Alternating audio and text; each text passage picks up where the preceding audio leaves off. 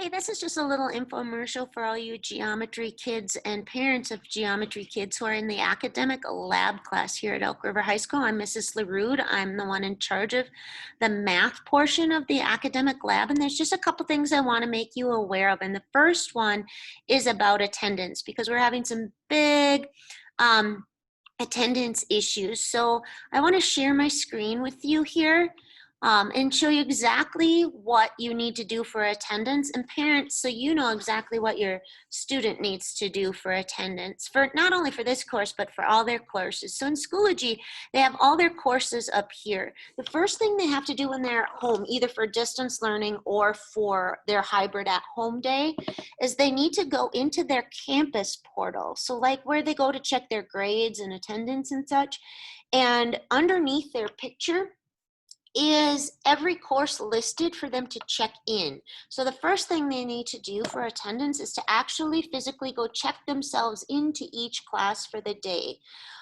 That's not all they need to do though. They also need to at some point interact with their course. Now that's different. Maybe in English they're supposed to do a discussion post. They need to do that, or the English, it's not just you check in and you're considered present for the whole day. You actually need to interact with each of your courses. That interaction is teacher specific. For this particular class, Academic Lab, what the kids do after they check in to Academic Lab and Portal is they then go to their math and science classes and they interact with those. They do as much as they can complete on their own without help. Maybe they were supposed to take geometry notes and start worksheet 1.1. Once they've done that, they go in here and they just take a little Google form. So it's not like extra work. Total with clicking in Portal and filling out this Google form, it's probably about 2 minutes. Most of their time comes from actually doing their math and science. So they tell us which group they're in. We tell them to log into their math and science classes for the day and complete as much as possible. They then give us a little feedback on how much help they may or may not need on that particular day in math and science. And then they always have the option of choosing a study hall instead of this course.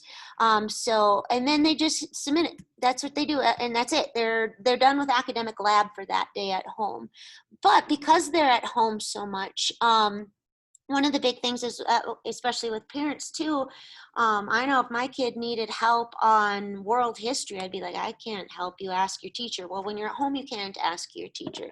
So one of the things with this course that I'm starting to do here for the geometry kids is in their materials for Academic Lab, you see their science resources from their science teacher. This says math homework help, and I'm building it for geometry and algebra 2. It's not quite full yet because there's a lot to do with this system, but for geometry, for each chapter, I hope to have a folder. Their kids are currently in chapter 1. Every day they're on a section. So they did 1.2, 1.3, 1.4, and 1.5 last week. And what I did was this week, I recorded us going over some problems on their worksheet. So that way for the kids at home, if they're like, a lot of times if a parent, you say, well, why didn't you do your worksheets? They'll be like, because I didn't know how and I had no one to ask. And tell them, say, well, did you check and see if Mrs. LaRue did some of those for you? Because she's videoing it each day. And the answer should be that yes, they have watched it, or they don't need to because they did it all. But for example, yesterday for the 1.4, I think we did almost a third of them together and I recorded it. So there's no reason anyone should have an empty 1.4.